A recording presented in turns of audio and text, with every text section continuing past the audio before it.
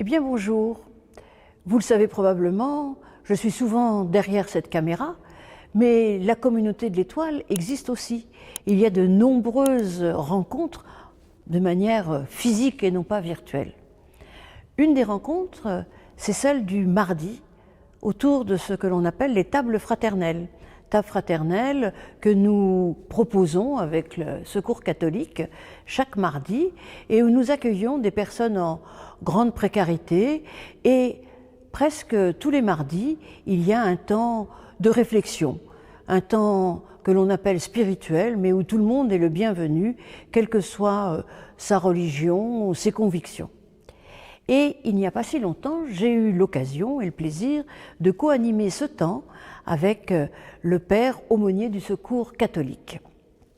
Et nous avons parlé du bonheur. Chacun s'est exprimé.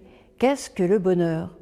Et c'était intéressant parce que finalement, que ce soit les bénévoles ou bien les personnes accueillies en grande précarité, tout le monde a trouvé que le bonheur se trouvait dans des toutes petites choses.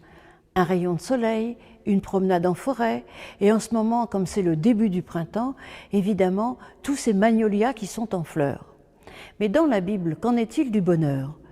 Il y a certainement cette notion des toutes petites choses. Et on trouve cela dans l'Ecclésiaste. L'Ecclésiaste qui semble parfois un peu pessimiste, mais en réalité qui est profondément ancré dans la vie.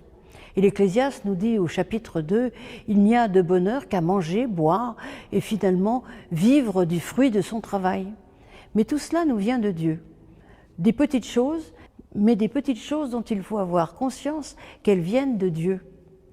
Mais dans la Bible, il y a d'autres réflexions sur le bonheur, particulièrement dans l'Évangile de Matthieu, avec ces bonheurs qui nous sont proposés de manière très paradoxale, ce que l'on appelle les béatitudes. Heureux les pauvres, heureux ceux qui pleurent. Ainsi, c'est pas vraiment l'image de la félicité que l'on peut se faire encore aujourd'hui. C'est assez intéressant parce que ces bonheurs, justement, sont promis à des personnes qui semblent en détresse, comme si le bonheur était une réelle promesse. Et puis, ce mot qui est traduit par heureux, il est tout à fait intéressant aussi. Parce que c'est un peu compliqué, mais le heureux en grec, puisque le Nouveau Testament est écrit en grec, en fait, est la traduction en réalité d'un mot hébreu qui signifie aussi heureux et que l'on a de cesse de retrouver dans les psaumes, par exemple. Mais ce mot en hébreu a deux significations absolument essentielles. En effet, le heureux, le bonheur, heureux êtes-vous, il y a tout cela. Et en même temps, ça signifie aussi en marche, en route, en chemin. Et c'est comme ça d'ailleurs que le traduit André Chouraqui, qui a traduit l'Ancien Testament et le Nouveau également. Alors, faut-il traduire heureux ou faut-il traduire en marche? Eh bien, gardons les deux. C'est ça qui est essentiel. C'est pour ça que c'est toujours important d'aller un peu fouiller dans les textes et d'aller voir, de traduire, de connaître un peu l'origine des mots, plus que même l'étymologie. Ainsi, le bonheur, c'est quelque chose qui nous met en marche. C'est quelque chose de dynamique. Ce n'est pas quelque chose où l'on attend un bonheur comme ça et on pourrait se plaindre en disant Dieu m'a oublié, finalement je n'ai que des malheurs. Non, en fait le bonheur c'est quelque chose de dynamique qui nous invite justement à ce que notre joie puisse surgir au cœur même, malgré tout et contre tout, au cœur même des situations les plus difficiles.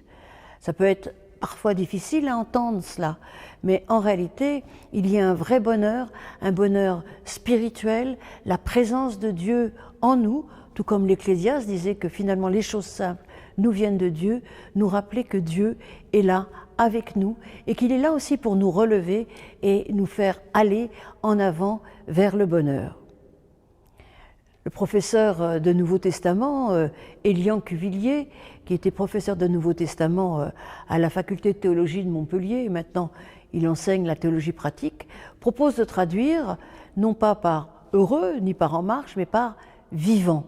Alors c'est vrai que c'est pas du tout une traduction littérale, mais probablement que ce vivant reflète tout à fait l'esprit de ces béatitudes. Qu'est-ce qui nous rend vivants et qu'est-ce qui donc nous rend heureux de manière dynamique dans notre existence? Cette dynamique qui nous pousse à aller vers les autres et vers Dieu. qu'est-ce qui nous rend vivants? Eh bien, ça nous renvoie peut-être encore à un autre texte qui ne nous promet pas le bonheur, mais qui nous dit certainement comment trouver ce bonheur. Ce texte se trouve dans le Deutéronome, au chapitre 30, à la fin du chapitre 30, et on nous dit « Choisis la vie pour que tu vives ». Ça, c'est la fin des discours d'adieu de Moïse, qui nous dit « Choisis la vie pour que tu vives ». Et il nous dit pour cela, eh bien, il faut observer la loi.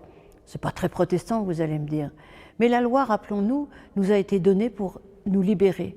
Et juste avant de nous dire « Dieu a mis devant toi la bénédiction et la malédiction, choisis la vie », eh bien, Moïse nous rappelle que choisir la vie, c'est aussi être capable d'un travail d'introspection, être capable de regarder et de changer, eh bien, de changer notre attitude, de changer notre regard, afin que nous puissions, quoi qu'il arrive, choisir la vie, être pleinement vivant, c'est-à-dire être capable de reconnaître que la joie que Dieu nous offre, eh bien, est en nous et qu'elle nous accompagne malgré tout et contre tout, tout comme sa paix, tout comme son amour.